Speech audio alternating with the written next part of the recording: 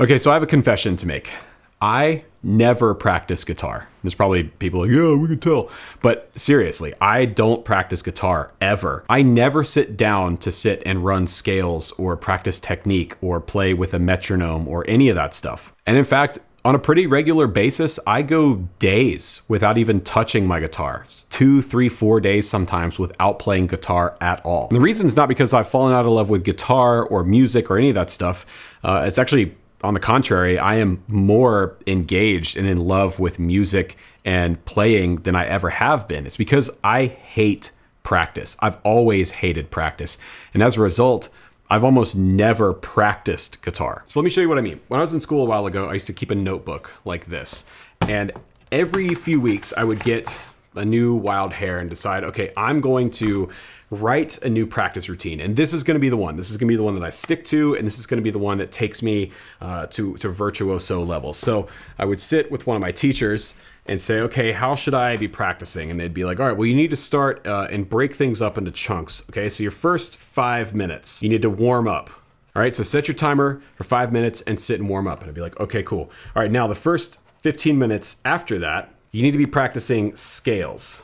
Now, scales are super important because if you don't know what notes are on the fretboard and you don't know your scales, then you can't play solos. And if you can't play solos, you can't shred. And if you can't shred, you're never going to work. So 15 minutes on scales. Then after that, you're going to spend 15 minutes with scales and a metronome. Because if you can't play scales and you can't play scales fast, you can't shred. And again, if you can't shred, you can't work. You'll never have a job day in your life. So then after that, you're 35 minutes in. We have to go to transcribing a solo for another 10 minutes or so. And not only do you need to transcribe the solo and learn it by ear, you also need to be notating it out and writing it down. If you don't write it down, you'll never fully understand it. And if you don't understand it, you can't shred. If you can't shred, you'll never work a day in your life. And then that was it. I'd take a practice routine like this, or one that was a little longer or a little shorter, and I would start. I'd wake up the next day, be super excited and say, okay, cool. So first thing, I'm gonna warm up for 5 minutes. And I would sit with my guitar and I'd warm up. And then the next thing I know, I am completely lost. I was already done. My brain had moved on to something else. I had no interest in moving on to scales or the metronome or chords or anything else that my teacher had prescribed to me that week. And that's because I cannot work on routine. I've talked about this before. I have ADHD. I've had it my entire life. I was actually recently re-diagnosed a few months ago as an adult. And this does not work for me. In fact, if you want to guarantee that I won't play guitar and I won't practice and I won't do anything to get better, give me a practice routine.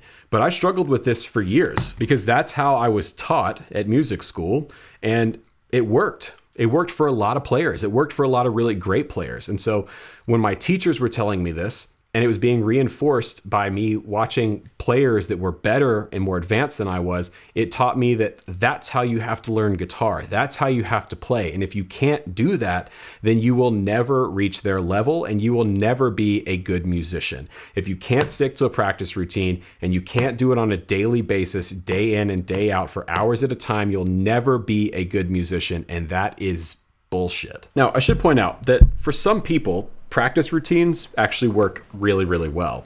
Like for a lot of people I went to school with and people that I know currently who are amazing musicians, they keep a regular practice schedule because to them, sitting and practicing every day is fun. It's enjoyable. It's like working out or going for a jog. And I think that's the first point that I want to make here.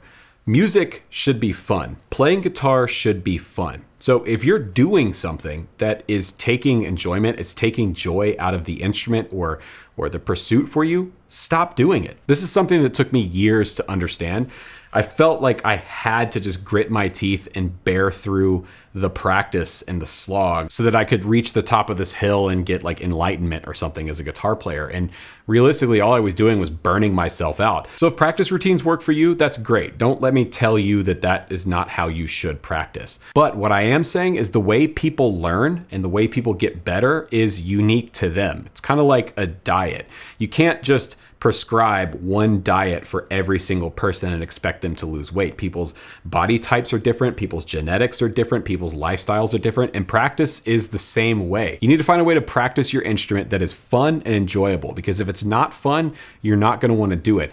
And if you don't do it, you're not going to get any better. Okay, so let me give you an example. Obviously, there are some things that are important to think about when we're playing guitar or practicing guitar, no matter how you learn. And one of those things is playing in time. Now, you could sit with a metronome and practice something like your pentatonic scales, for example.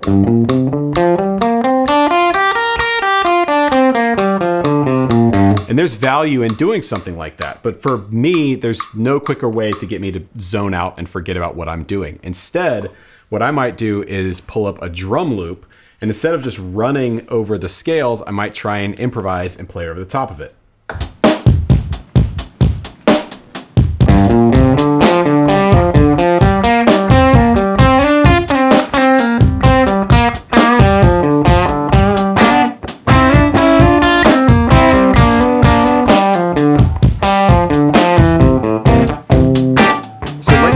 I'm playing and practicing in time, but I'm playing something that's more fun, it's more musical, and it's preparing me for a more real life musical scenario. Now, there will be scenarios for a lot of us players where we have to play with a click track on a session, for example, or some gigs. But if you can play in time with a drummer or a drum loop, then you can play with a click. And the point is that you're practicing more like you would actually play in a musical scenario. It's more fun, and it's going to help prepare you for when you actually do start to get out and play with real people. When I'm listening to that drum groove, I'm not just hearing the actual tempo. I'm listening to the kick drum. I'm listening to the hi-hat. I'm listening to the snare drum and the ghost notes. And I'm trying to pay attention to what the drummer is doing and letting that inform what I play. It's not just a timekeeper, it's also a feel keeper as well. So yeah, I hate practicing. It's not for me, but I do improve. I do get better at guitar. And that's because over the last decade, I have found what works for me. And it's sort of a combination of things. Before I tell you though, I want to be sure to sort of warn you. I don't want to try and prescribe my method onto you watching, because we are different people. We have different experiences. The way we learn might be different. So you can take what I'm doing and try it out for yourself, but if it doesn't work, that's okay. The first thing for me is listening. I'm constantly listening to and looking for new music. For me, listening is a huge source of inspiration because I'm hearing things, guitar lines, tones, arrangements, drum sounds, vocal sounds, the entire sort of picture of a song. Listening gets me excited about music. And if I'm not excited about something and I don't want to do something, I'm not going to do it, like to a fault.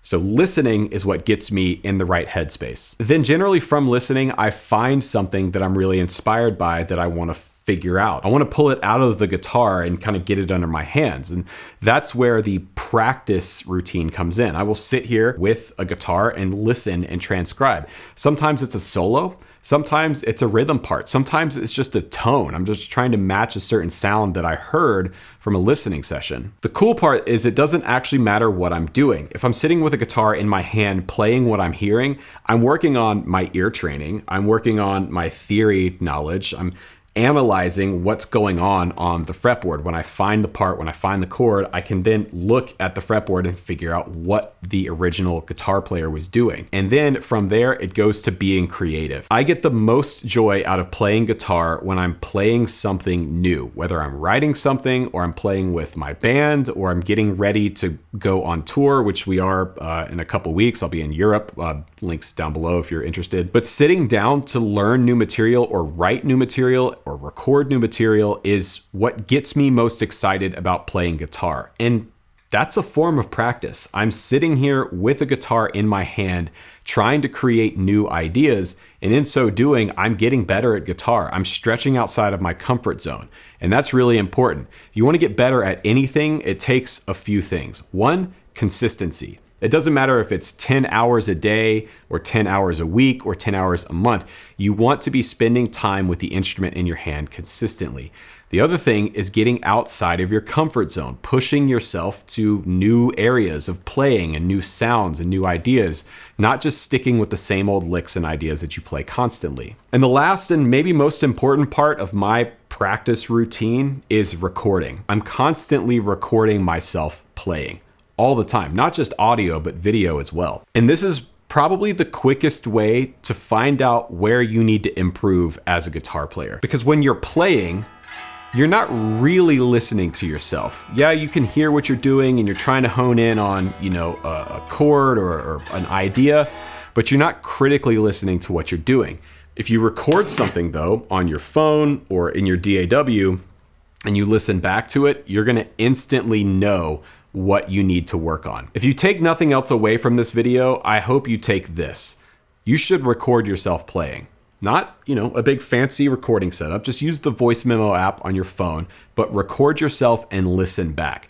If you're not used to it, it might be a little jarring, but that's good. That's getting you outside of your comfort zone, which, like we talked about, is important. And for those of you out there that want to be session players, or you want to make albums, or you want to produce things, you need to get used to being in the red. You need to get over that red light syndrome. If you've never done it, you will certainly encounter it when you start to record yourself, especially when there's people around. The only way to get past red light syndrome is to get used to it. Just start recording yourself. You don't have to share it with anyone. You don't have to put it on the internet. It can be deleted as soon as you're done listening to it for the first time. But that, aside from hiring a teacher, is one of the best ways to find out where you need to improve as a player. So yeah, I hate practicing, but I don't hate playing guitar. In fact, I love it now more than I ever have, I think. And that's because I've really finally found my relationship with the guitar. I'm okay if I don't pick up my guitar for 3 or 4 days. It doesn't make me feel bad. I know that when I come back to it, it's because I want to play